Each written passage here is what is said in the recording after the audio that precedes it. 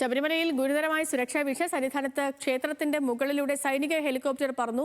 Cost ഗാർഡിന്റെ ഹെലികോപ്റ്ററാണ് സന്നിധാനത്ത് താഴ്ന്നു പറന്നത്. അതീവ സുരക്ഷാ മേഖലയിലൂടെ ഹെലികോപ്റ്റർ എത്തിയതിനെ പറ്റി പമ്പ പോലീസിന് അറിവുണ്ടായിരുന്നില്ല. അന്വേഷണം നടത്തി റിപ്പോർട്ട് നൽകാൻ സ്പെഷ്യൽ കമ്മീഷണർ ADGP S ശ്രീജിത്തിന് നിർദ്ദേശം നൽകി.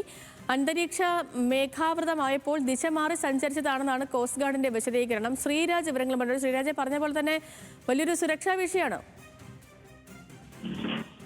സേതു, അതായത് വ്യാഴാഴ്ച രാവിലെ 11 മണിയോടെയാണ് കോസ്റ്റ് ഗാർഡിന്റെ ഹെലികോപ്റ്റർ സന്നിധാനത്ത് വളരെ താഴ്ന്നു പറന്നത്. അങ്ങനെ സാധാരണഗതിയിൽ സന്നിധാനത്തിന്റെ ഭാഗത്തോ വനമേഖലയിലോ അത്തരത്തിൽ ഹെലികോപ്റ്റർ അത്തരത്തിൽ പറക്കാനുള്ള അനുമതിയില്ല.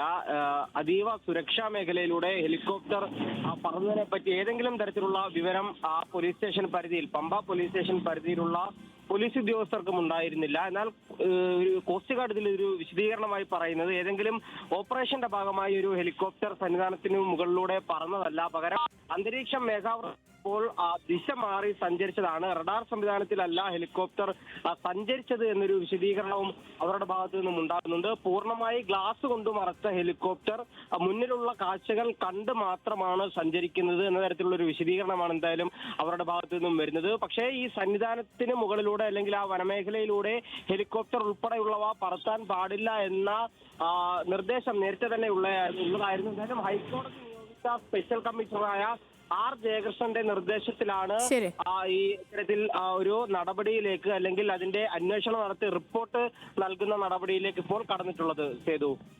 ഓക്കെ, ശരി ശ്രീരാജ, ശരി.